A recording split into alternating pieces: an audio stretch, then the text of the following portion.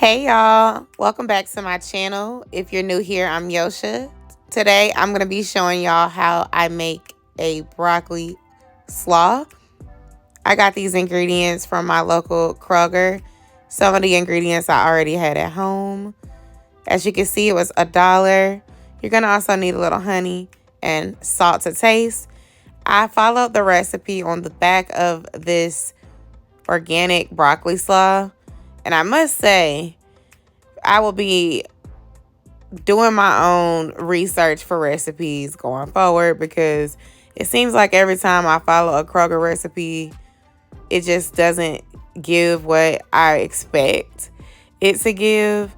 Now, this recipe is keto friendly. As you can see, it uses Greek yogurt. All the ingredients are pretty healthy. Of course, you could get organic honey. You could get organic, Dijon mustard and things of that nature to make it more clean. But I would say that overall, this is pretty clean. So I am following the instructions based on the recipe on the back of the organic slaw. And it's pretty simple. But what I would do next time I happen to catch a broccoli slaw in a store like this for $1 is I would actually saute it in some olive oil and some seasonings and make it like a side dish cooked, because the texture of the organic broccoli is very much that of a cross between a celery and cabbage. It doesn't seem to soften, and it could be that this recipe called for less liquid than it needed. And so, as you can see, that's how much the recipe on the back yielded. But when I pour this broccoli into the bowl, it was still thirsty. And you gonna see it. Like, it's almost as if that recipe was intended for half of this bag. And as you see, it just doesn't look wet enough. When you think of a slaw, it's supposed to have some moisture to it. It could be that Greek yogurt is not as fatty as mayonnaise. And I understand that. I mean, with keto, you can do Greek yogurt. You could also do mayo. But, the Greek yogurt is going to have more protein. It's going to be less fatty. It's better for you. Now, when I seen that cranberries were in this, I just knew this was not a recipe of the ancestors, okay? Don't judge me. Judge your mama. Like, listen. This here, when I seen it, I said, you know what? My expectations are at the bottom. At the bottom of the barrel. So I'm not even going to expect this to be delicious. But let's keep going. Let's keep doing it. It might surprise me. Y'all, I don't know. I had to doctor it up. So I ended up going in and adding more Dijon mustard, more of the honey, extra salt, because it was so bland. This organic stuff y'all, I'm trying to do better. I'm trying to eat cleaner. But as you can see, it was dry. So I went in and I added more of each ingredient from the back of the packaging to try to make this slaw a little more moist. And so you're just seeing me add more of everything. I'm not even measuring. I'm just adding to make this more moist. And then I'm mixing everything together in my large bowl so that it can be saturated in those liquid ingredients.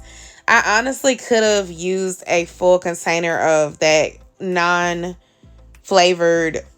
Greek yogurt by Chobani. I just feel like it would have benefited from that. But at least by adding those extra ingredients, it did get the materials a little bit more wet so that it would have a nice texture and flavor. So I'm just mixing everything up, as y'all can see here. And then I am going to put that lid on in a moment and just let it kind of sit in the fridge. I think that this is one of those recipes that would taste even better overnight. Now, the instructions say that you can let it sit in your refrigerator for 30 minutes to 2 hours. I ended up letting mine sit in a little bit over 3 hours. And honestly, I think, with more salt, pepper, fresh lemon juice, which I ended up adding to the serving that I ate, it will taste better. And even an overnight chill would do this recipe pretty good.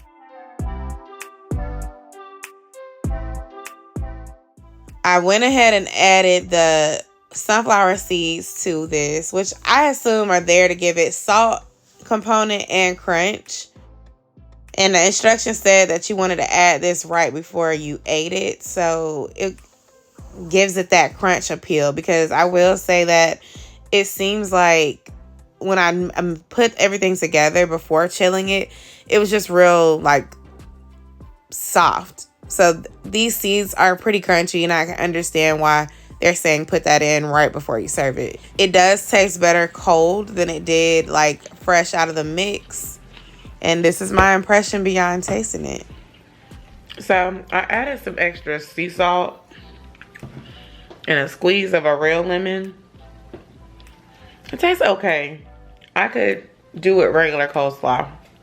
Comment down below and let me know if you've ever tried a broccoli coleslaw before. With that, I'll see y'all in my next video. Don't forget to give this video a thumbs up, subscribe, and comment down below.